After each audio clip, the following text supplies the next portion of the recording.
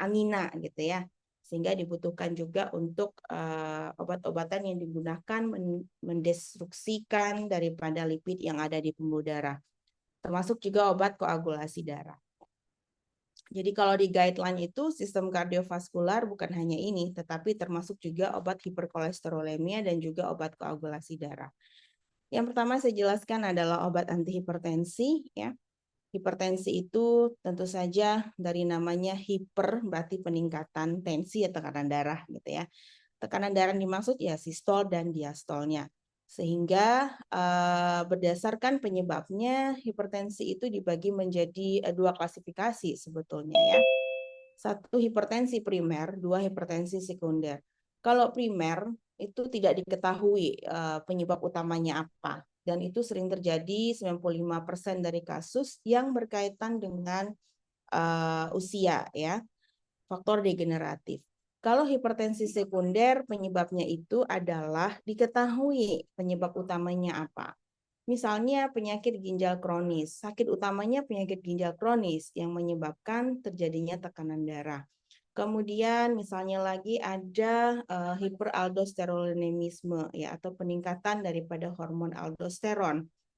Utamanya adalah peningkatan aldosteron tetapi menyebabkan peningkatan tekanan darah. Atau penggunaan obat-obat steroid, estrogen, atau obat-obat antidepresan itu menyebabkan tekanan darahnya bisa tinggi ya. Sehingga klasifikasi hipertensi ada yang primer, ada yang sekunder. Yang kita temui di lapangan paling banyak adalah hipertensi primer atau esensial atau idiopatik. Nah, untuk klasifikasi hipertensi, adik-adik sudah pernah mungkin mendapatkan kasus modul integratif yang berkaitan dengan peningkatan tekanan darah ya. Klasifikasi tekanan darah selalu saya sampaikan bahwa wajib sekali, wajibun ya hukumnya untuk kalian hafalkan. Kenapa? Karena tekanan darah ini kan merupakan indikator kita dalam vital sign, dalam pemeriksaan vital sign. Jadi harus hafal betul gitu ya. Tekanan darah itu standarnya kita menggunakan JNC8 ya, JNC 8 sekarang itu. Ini adalah klasifikasinya untuk sistol dan juga diastol, normal, prehipertensi, hipertensi stage 1 ataupun hipertensi grade 2 ya. Wajib dihafalkan. Kemudian ini adalah secara fisiologis ya. Nah, secara fisiologis ini saya tidak akan terlalu banyak mengulang karena secara fisiologis sistem pembuluh darah kita itu diatur oleh jantung dan juga pembuluh darah ya. Di sini juga ada peran daripada vasomotor center yang ada di dalam otak yaitu CNS, Central Nervous System ya, yang akan meningkatkan tekanan dari simpatis, penurunan daripada saraf simpatis ya. Kemudian di sini juga ada beberapa target obat yang mengenai pada jantung itu sendiri untuk menurunkan cardiac output. Kemudian dilatasi daripada pembuluh darah ya, dilatasi berarti melebarkan pembuluh darah untuk menurunkan daripada preloadnya ya. Kemudian pada sistem arteriol atau pada arteri dia akan mengalami dilatasi juga untuk menurunkan afterloadnya ya. Jadi sedangkan di ginjal, ingat ya, ginjal juga berperan penting dalam menjaga homeostasis tekanan darah, termasuk juga obat. Sehingga di dalam klasifikasi obat dia masuk ke dalam klasifikasi obat diuretik gitu ya, karena kerja utamanya pada ginjal. Karena ginjal merupakan organ ya, organ utama sebetulnya yang mengatur homeostasis tekanan darah. Fungsi daripada target obat yang digunakan pada ginjal itu sendiri adalah meningkatkan diuresis dan menghambat renin, angiotensin, aldosteron sistem ya, yang dikeluarkan oleh kelenjar adrenal. Jadi ini adalah bagian daripada sistem kardiovaskular secara komprehensif ya, yang mengatur homeostasis tekanan darah. Sehingga kalau misalnya ada problem di otak, misalnya brain tumor misalnya atau brain cancer, tentu saja akan mempengaruhi daripada saraf simpatis yang stimulasinya dari CNS itu sendiri ya, akan mempengaruhi semuanya, tidak hanya homeostasis tekanan darah, tetapi juga yang lainnya, ya. Jadi prinsip faal tetap harus adik-adik ketahui kembali, karena kalau misalnya belajar farmakologi, tapi kalian lupa bagaimana sistem kardiovaskular itu sendiri, maka percuma nanti adik-adik akan menghafalkan klasifikasi berbagai macam obat yang ada. Kenapa? Karena tidak tahu prinsip penggunaan obatnya di mana, untuk apa, targetnya siapa, ya. At least kalian tahu bahwa sistem itu komprehensif, maka obat-obat yang digunakan dia spesifik mau mentargetkan pada yang mana, vaskular, veins, arteri, kemudian jantung, ginjal gitu, ataupun ke sistem sarafnya. Ini adalah beberapa kriteria obat antihipertensi, ya. Obat antihipertensi yang pertama, dia ada bekerja pada sistem saraf simpatis. Ada alfa 1, ada alfa 2 antagonis dan alfa 2 agonis. Kemudian ada juga yang berfungsi sebagai vasodilator langsung, ya. Kalsium channel antagonis dan potasium channel antagonis. Kemudian bekerja pada RAA, yaitu ACE inhibitor dan angiotensin 2. Kemudian ada obat-obat diuretik, tentu saja ini kerjanya sebagai diuresis, bekerja pada target ginjal, yaitu golongan diuretik. Ya. Nah, ini adalah mekanisme bagaimana sistem kardiovaskular itu bekerja. Saya tidak akan terlalu banyak menjelaskan ini, karena tadi di awal saya juga sudah menjelaskan, ya, bagaimana secara komprehensif kardiovaskular sistem itu bekerja untuk mempertahankan tekanan darah. Dan itu tentu saja dipengaruhi head to toe, ya, mulai dari proses daripada CNS, stimulasi daripada sistem saraf simpatisnya, kemudian parasimpatisnya, kemudian venanya, arterinya, ya, jantungnya sendiri, dan juga ginjalnya, ya. Nah, ini adalah respon terhadap tekanan darah, ya. Ini kalau misalnya terjadi, ya, ini tekanan darah kita rendah, maka akan menstimulasi sistem saraf simpatis, kemudian reseptor beta 1 itu adanya di jantung. Ingat, ya, reseptor ini juga harapan saya adik-adik masih ingat dengan faal. Sorry.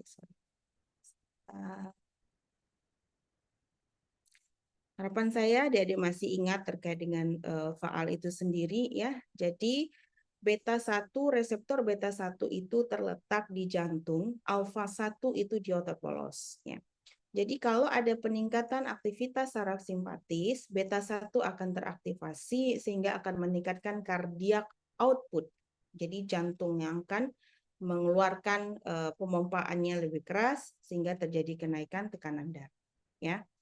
Inilah proses terjadinya peningkatan tekanan darah, ya. Ini stimulasi normal, ya. Kemudian ini juga ada pengaruh daripada vaskularnya yang akan mempengaruhi pada aliran darah ke renal, ya kan? Sehingga stimulasi di dalam ginjal itu sendiri meningkatkan renin-angiotensin, sehingga retensi dan garam dan air juga akan meningkat di dalam ginjal, ya, terutama di tubulus, sehingga volume darah juga akan ikut meningkat. Ya, ini adalah mekanisme atau respon terhadap penurunan tekanan darah. Kemudian untuk pengobatan hipertensi, ya, sebetulnya di dalam keilmuan kardiovaskular ataupun ya di dalam kardiovaskular, ya, itu sudah ada guideline yang kita gunakan dalam terapi, khususnya obat-obat yang berkaitan dengan sistem kardiovaskular, ya. Jadi sudah ada algoritmanya, dan ini biasanya terjadi renew dalam artian sesuai dengan perkembangan kasus dan juga sesuai dengan perkembangan ilmu dan teknologi, ya.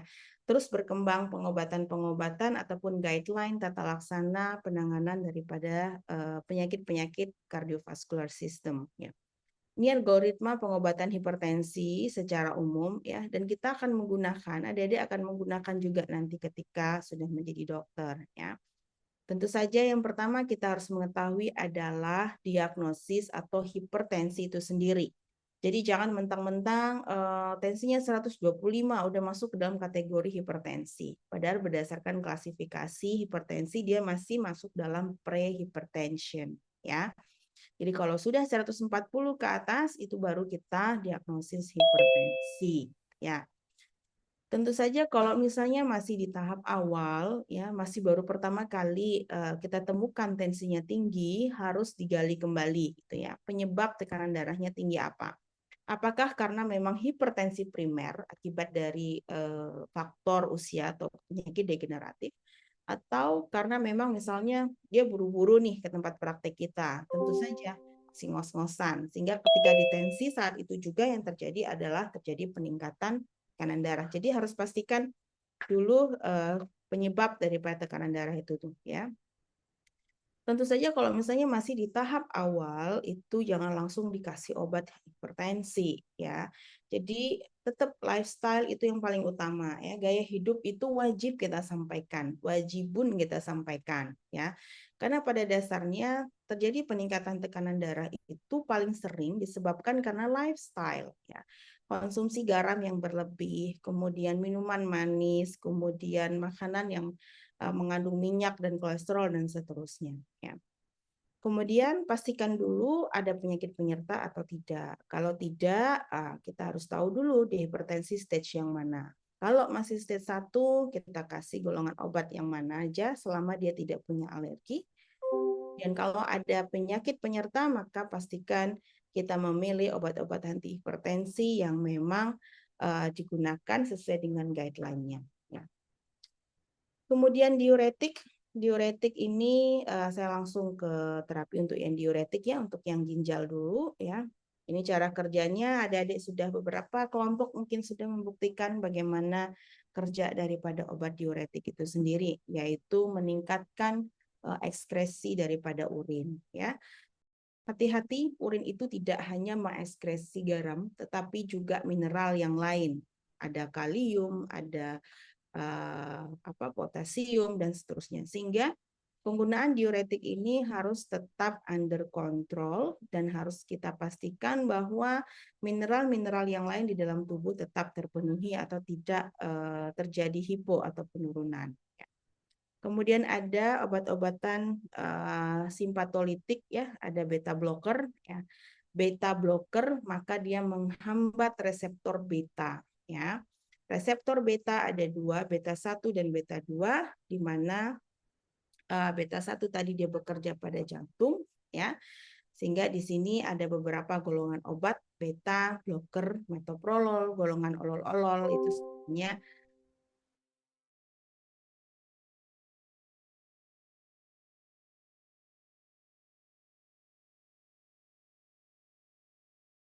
berikan efek samping yang lain seperti bradikardi, kemudian insomnia, kemudian peningkatan TG ya dan seterusnya.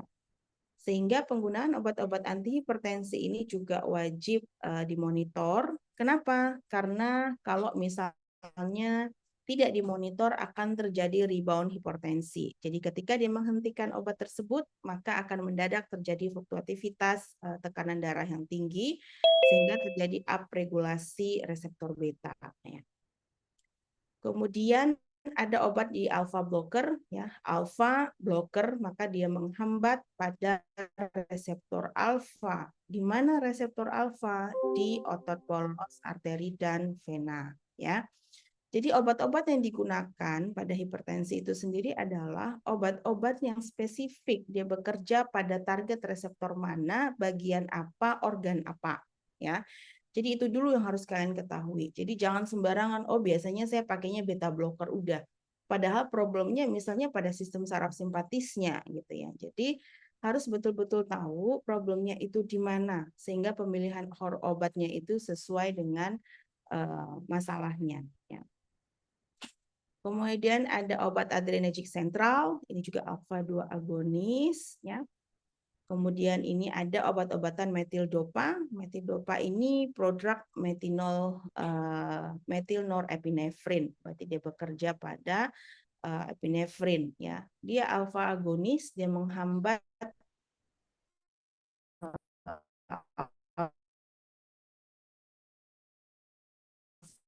flow daripada adrenal perifer, jadi pembuluh tekanan darah juga akan turun ya. Efek samping ketika kita menggunakan alfa metildopa adalah sedasi ya, jadi sering ngantuk.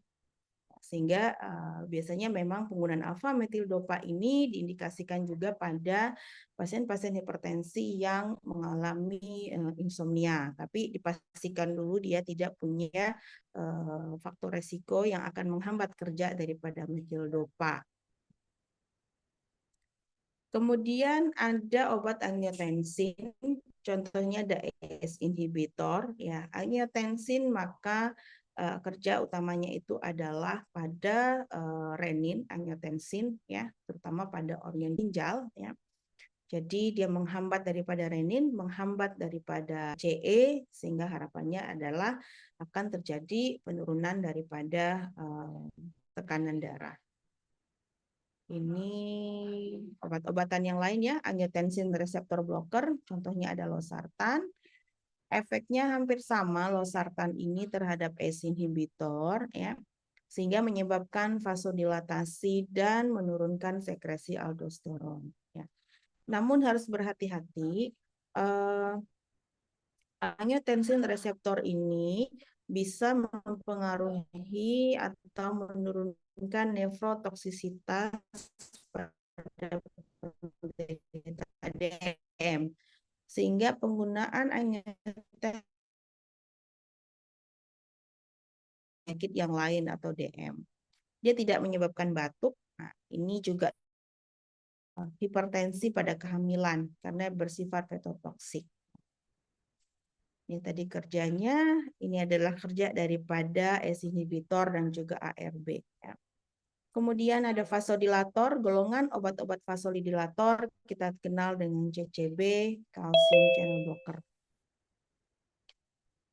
Untuk nama merek ya, nama merek, nama dagang itu banyak sekali obat anti hipertensi. Jadi pesan saya pada adik-adik, kalian tahu golongannya apa, itu aja dulu gitu ya. Karena memang ketika jadi dokter, tidak semua obat-obat itu kita bisa menghafal dalam satu waktu ya. Kita bisa menghafal obat karena terbiasa dalam melakukan peresepan. Nah, jadi untuk sekarang adik-adik sudah mulai mengantongi gitu ya, mengantongi buku-buku farmakologi gitu ya yang digunakan ya. Sehingga nanti ketika sudah masuk farmasi, masuk DM, adik-adik nggak bingung lagi. Jadi sudah mulai ada sudah mulai tahu, sudah mulai ada kamusnya di dalam otaknya gitu ya, klasifikasi dari khususnya pada penyakit kardiovaskular sistem ya. Karena nanti ketika masuk DM yang kali resep itu gitu ya, sehingga kadang bingung ini maksudnya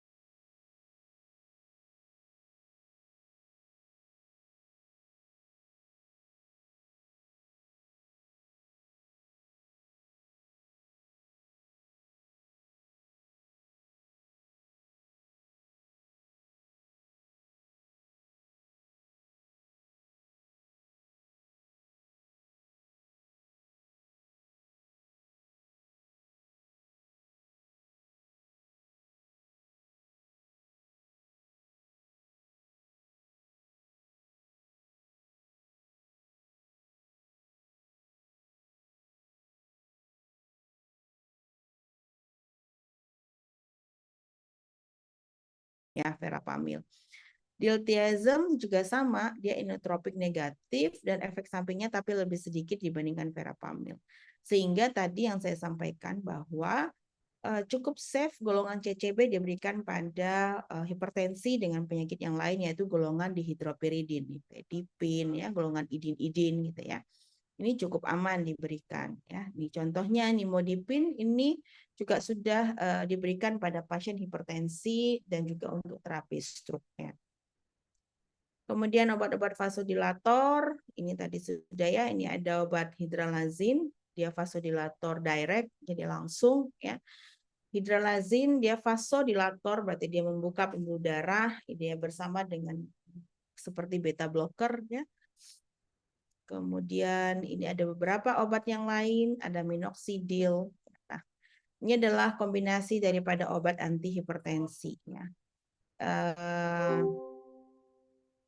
Jadi obat anti hipertensi itu bisa digunakan secara tunggal atau pemberian obat tunggal jika memang hipertensinya di tahap awal ya. Tapi kalau sudah hipertensi dengan penyakit yang lain, misalnya hiperlipidemia dengan hiperkolesterol, dengan DM, dengan gangguan problem yang lain, maka terapi obat anti hipertensinya harus ada kombinasi. Nah, kombinasi itu harus rasional karena tidak semua obat anti hipertensi itu bisa digabungkan terapinya, ya. Oke, ini klasifikasi hipertensi tadi berdasarkan JNC 8 ya. Kemudian ada 4 tadi ya. Namun klasifikasi yang lain itu ada emergency hipertensi. Dia tidak masuk ke dalam JNC 8 karena kalau JNC 8 itu klasifikasi hipertensinya itu harus penanganannya secara kronis. Kalau emergency penyakit hipertensi kronis ya. Kalau misalnya hipertensi emergensi berarti dia saat itu terjadi hipertensi, lonjakan daripada tekanan darah yang mendadak ya. Fungsinya kalau ketemu emergensi namanya juga hipertensi emergensi, sistolnya di atas 200, diastolnya di atas 130 atau 150. Maka ini antisipasi ya, kalau sudah sekian tekanan darahnya, maka akan bisa menyebabkan pecahnya pembuluh darah yang bisa menimbulkan kematian ya ataupun penyakit stroke kalau misalnya pembuluh darah kecil yang ada di otaknya yang pecah. Pemberiannya adalah kalau ada hipertensi emergensi, tentu saja sodium nitrofusid ya secara intravena, kemudian pemberian labetalol ya, ini dia merupakan golongan bloker reseptor alfa dan beta dan diberikan secara infus. Ya, ini kondisi-kondisi khusus, kondisi hipertensi emergensi. Jadi penanganannya harus di UGD ya. Ini juga ada fenoldopam, nicardipin. Jadi itu tadi obat-obat anti hipertensi ya. Ada beberapa golongan obat anti hipertensi di mana obat anti hipertensi itu juga digunakan untuk penanganan pada obat-obat jantung. Contohnya misalnya pada anti angina ya. Kita lihat anti angina. Angina itu apa sih? Nyeri dada yang mendadak karena adanya sumbatan pada pembuluh darah ya. Kenapa bisa terjadi nyeri yang mendadak? Karena aliran darah koroner dengan kebutuhan oksigen miokard itu terhambat. Jadi kadar oksigen yang dibawa oleh darah ke jantung itu berkurang. Ya. Penyebab terbanyaknya adalah karena adanya sumbatan ataupun trombus. Tipe angina itu ada stable, unstable, ataupun varian. Dok, taunya dari mana? Kita tahu angina-angina ini. Satu, dari gejala klinisnya. Kedua, dari pemeriksaan EKG-nya ya atau ECG-nya. Jadi pastikan pada saat anamnesis kalian ketemu gitu ya kata kunci gejala ataupun gejala yang dialami oleh pasien ini mengarah ke angina stable, unstable ataupun angina varian. Nanti bisa dibuktikan dengan pemeriksaan EKG. Ya. Angina stable paling sering dijumpai ya. Angina ini nyeri dada. Sekali lagi angina itu adalah nyeri dada yang disebabkan karena aliran oksigen ya ke dalam jantung itu berkurang akibat dari adanya sumbatan pembuluh darah di jantung. Jadi oksigennya kurang. Sumbatannya disebabkan oleh siapa? Oleh trombus dari pembentukan kolesterol ya. Oke, kalau angina stable namanya juga stabil, maka dia akan hilang pada saat istirahat. Nyeri pada saat beraktivitas dan hilang pada saat istirahat ya. Pemberian obatnya adalah nitrogliserin. Obatnya itu doang. sama, baik stable ataupun unstable. Bedanya hanya di gejalanya dan gambaran EKG. Kalau unstable, aktivitas dia nyeri, istirahat pun juga tetap nyeri gitu mah. Ini harus obatnya sama, nitrogliserin juga. Nanti yang menentukan selain daripada gejala atau simptom dari anamnesis yang kita dapat, wajib lagi sekali lagi pemeriksaan daripada EKG yang paling mudah ya. Kemudian ada angina Prince metal atau angina varian biasanya kita bilangnya ya. Ini karena spasme arteri koronaria yang reversible. Jadi dia mengalami spasme tapi dia bisa kembali ya. Jadi gejala ini kadang membingungkan.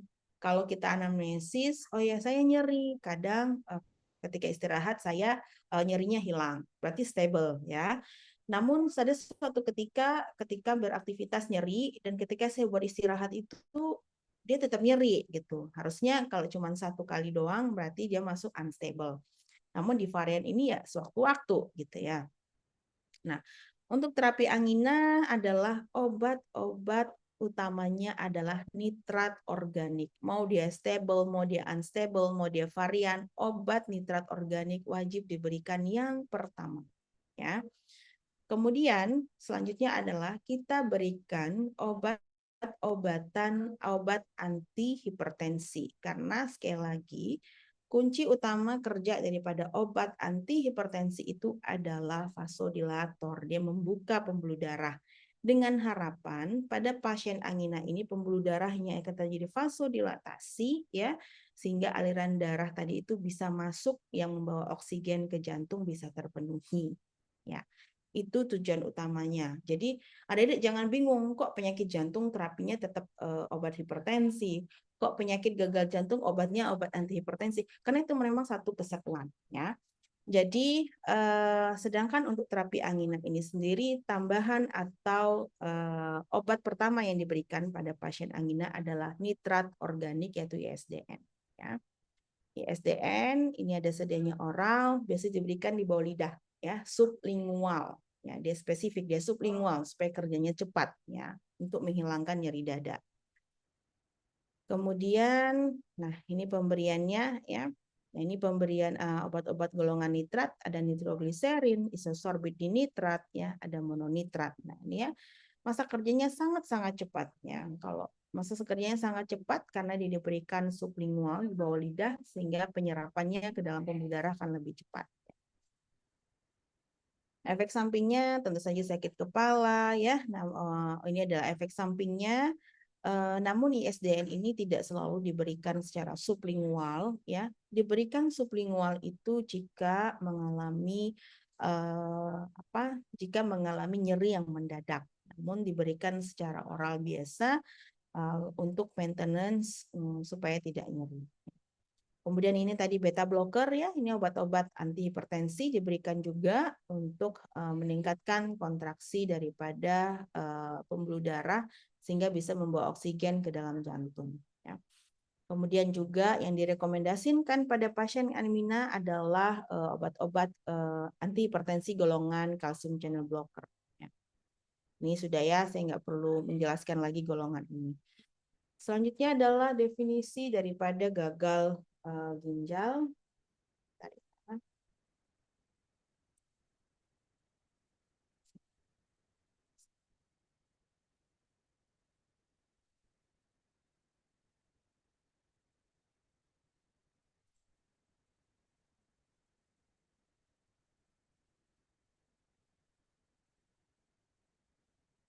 Kemudian obat gagal jantung ya. Obat gagal jantung. Jadi penyakit gagal jantung itu tentu saja tidak langsung terjadi gagal jantung. Gagal jantung itu adalah step terakhir ya, di mana misalnya dia sudah punya riwayat hipertensi sebelumnya, kemudian riwayat penyakit jantung koroner sebelumnya, di mana kerja jantung itu sudah sangat lelah dalam artian jantung sudah berupaya untuk memenuhi kebutuhannya. Namun terjadi remodeling ya, remodeling saya bilang, remodeling daripada jantung sehingga jantung itu berkompensasi untuk membuat dirinya itu menjadi lebih besar gitu ya, Kemudian miokardnya karena dia lebih besar, dia akan lebih semakin lambat untuk melakukan fungsinya dalam kontraksi, gitu ya. Penyebab gagal jantung ini tadi banyak ya, bisa karena penyakit paru kronis, gagal ginjal, anemia, hipertensi kronis, ya, kelainan katup ataupun sirosis hepatis. Prinsipnya menghilangkan bendungan di sirkulasi, ya, mengurangi beban jantung, misalnya menurunkan berat badan, meningkatkan kontraktilitas otot jantung dengan obat inotropik positif, ya, ini ya. Contohnya glikosida, ya, dan juga obat-obat aritmia. Ya. Nih, kalau angina tadi obat utamanya adalah ISDN ditambah dengan obat antihipertensi. Kalau gagal jantung, glikosida ditambah dengan obat antihipertensi. Ya, glikosida, digoxin, digetoxin, ya, quabain itu merupakan obat-obat yang diberikan untuk obat gagal jantung. Kenapa diberikan? Dia berfungsi untuk meningkatkan kekuatan daripada otot jantung, kekuatan daripada miokardnya untuk melakukan kontraksi dengan harapan frekuensi denyut jantung itu juga diimbangi dengan perlambatan sehingga hantaran rangsangan dan nilai ambang rangsang. Ini fungsi daripada glikosida. Ya. Ini adalah beberapa obat yang digunakan. Saat ini masih banyak kita gunakan adalah digoxin. Ya. Kerjanya dia lipid soluble, kemudian dia medium, oral availability 75%, ya. T setengahnya juga dia bisa binding protein juga, ya, cukup tinggi. Ini adalah sama ya golongan obat-obatnya. Kemudian yang berikutnya adalah pada pasien gagal jantung, ya, selain golongan digoxin, ya, untuk meningkatkan kontraksi daripada otot jantung, pada pasien gagal jantung itu akan terjadi gejala yang disebut dengan odem, ya. Odem itu adalah penumpukan cairan di perifer akibat dari peningkatan preload dan cairan di dalam tubuh itu banyak ataupun keluar gitu ya. Sehingga dibutuhkan juga obat antihipertensi ataupun golongan obat diuretik, ya. Fungsinya adalah untuk mengeluarkan cairan di dalam tubuh, ya. Golongan obat diuretik ini bisa diberikan golongan tiazid, ya, ada loop diuretik dan diuretik hemat kalium, ya, contohnya adalah spironolakton. Kemudian obat-obat vasodilator ini juga bisa digunakan, ya. Vasodilator di sini mengurangi sesak, ya, karena pada pasien gagal jantung itu ibarat kata jantung itu udah mengalami remodeling, dia membesar, tapi kontraksinya tuh lambat gitu ya. Kontraksinya lambat, maka otomatis aliran darahnya juga pun akan rendah ke perifer. Kompensasinya adalah cairan di interstisial itu akan keluar sehingga terjadi pembengkakan, ya, pembengkakan. Pembengkakan itu bisa terjadi selain di perifer juga bisa mengenai pada pulmo, pada paru-paru, sehingga tidak jarang sering ditemukan bahwa pasien yang mengalami gagal jantung itu gejalanya adalah sesak nafas. Nah, sehingga dibutuhkan pemakaian nitrofusid dan nitrogliserin juga pada pasien dengan gagal jantung. Kemudian obat anti aritmia. Dari kata aritmia itu merupakan gangguan daripada irama jantung, ya, atau elektrofisiologi, ya. Kalau di luar negeri subspesialistik daripada kardiovaskular itu ada elektrofisiologis, ya, selain daripada intervensi ada elektrofisiologis, ada cardiac imaging, ada echo, ada cardiac rehabilitation, ada cardiac emergency gitu ya. Tapi untuk di Indonesia sendiri itu masih belum ada spesifik ataupun banyak subnya seperti di luar negeri ya. Indonesia kita hanya punya intervensi sama cardiac imaging baru ini gitu ya dikukuhkan. Kemudian sama cuma 2 ya yang paling banyak ya saat ini. Untuk rehabilitasi masih belum ada ya. Nah, untuk aritmia ini sendiri memang fungsinya adalah gangguan daripada elektrofisiologi atau fungsi irama jantung. Ya. Kaitan dengan irama jantung tentu saja dia berkaitan dengan kerja daripada saraf simpatis dan juga keluar masuknya ion channel atau buka tutupnya ion channel untuk masuknya natrium, kalium ataupun kalsium ya. Nah, ini untuk mengetahui aritmia ya tentu saja kita tidak bisa menilai oh gejalanya aritmia nih, tidak. Tapi dari irama jantung ya. Dan irama jantung itu kita bisa mengcapture hanya dengan EKG ya. Jadi kadang kenapa banyak orang yang mati mendadak atau meninggal mendadak gitu ya. Padahal awalnya hahaha hihihuhu gitu ya. Ataupun pasca olahraga itu sering sekali terjadi ya. Bisa saja terjadi aritmia daripada jantung yang menyebabkan kematian yang mendadak. Ini adalah obat-obatan yang digunakan atau diberikan pada pasien-pasien aritmia ya. Ada 4 golongan yang diberikan. Kemudian ini ada sodium channel blocker ya. Ini obat-obatnya. Kemudian bisa juga kita menggunakan beta blocker untuk takikardi. Jadi takikardi berarti dia cepat ya. Irama jantungnya sangat cepat ya. Diikuti dengan nadinya juga cepat gitu ya. Bisa kita berikan obat-obatan antihipertensi golongan beta blocker, golongan CCB ya. Kemudian golongan potasium juga bisa ya. Jadi ini bukan obat baru untuk aritmia, tetapi juga obat-obat antihipertensi ataupun obat-obat gagal jantung. Misalnya ada digoxin, kalau misalnya gangguan iramanya adalah AF, atrial fibrillation, atau diberikan epinefrin, isoproterenol kalau misalnya terjadi bradikardi. Ya.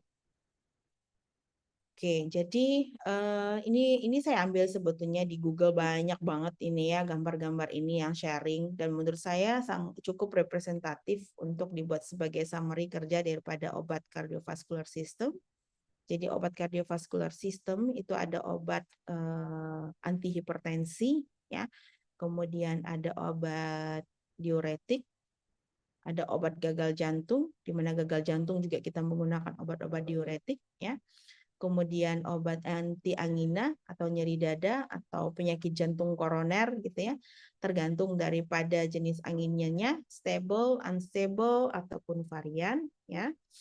Kemudian kita juga obat utamanya adalah golongan nitrat ditambah dengan obat-obat antihipertensi seperti beta blocker atau kalsium antagonis ya. Kemudian yang terakhir saya jelaskan adalah obat anti aritmia. Aritmia ini adalah gangguan daripada irama jantung, ya. Bisa atrial fibrillation, bisa juga macam-macam gitu ya. Di mana terapi yang diberikan ini adalah obat-obat simpatolitik, ya, penggunaan obat-obat antihipertensi, beta blocker, kalsium antagonis gitu ya. Jadi kembali lagi obat-obat antihipertensi yang diberikan.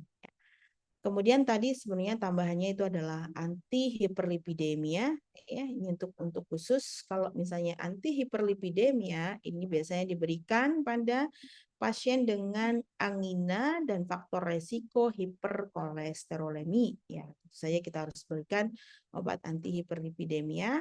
Kemudian obat koagulasi darah ini biasanya kalau diberikan pada pos intervensi ya untuk pemberian antiplatelet, antifibrinolitik dan antikoagulan ya.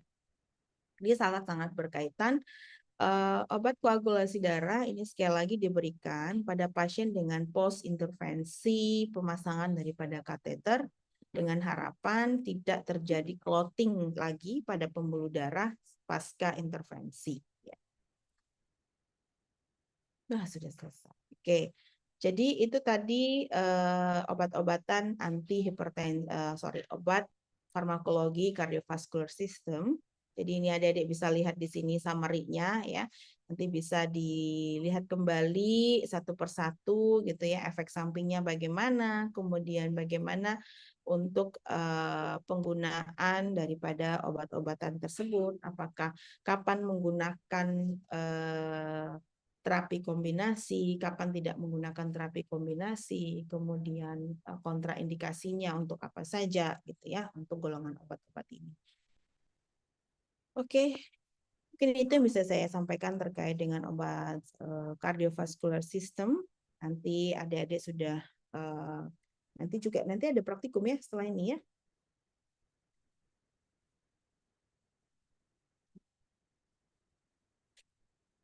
Apakah ada pertanyaan sampai di sini?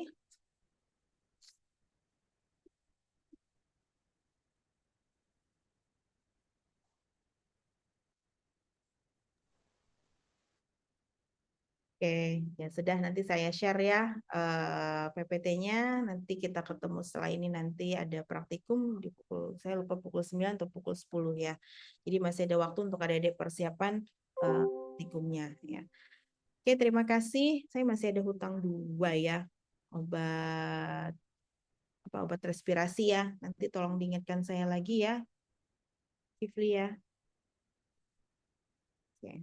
Terima kasih. Mohon maaf jika ada yang kurang berkenan. Jangan lupa absen. Hanya ada 104. Jadi silakan absen sebelum saya close daripada isorogannya. Terima kasih. Wallahu muwaffiq ila aqwamit thoriq. Assalamualaikum warahmatullahi wabarakatuh. Waalaikumsalam warahmatullahi Waalaikumsalam wabarakatuh. Terima kasih warahmatullahi banyak, wabarakatuh. dokter. Terima kasih dokter. Waalaikumsalam.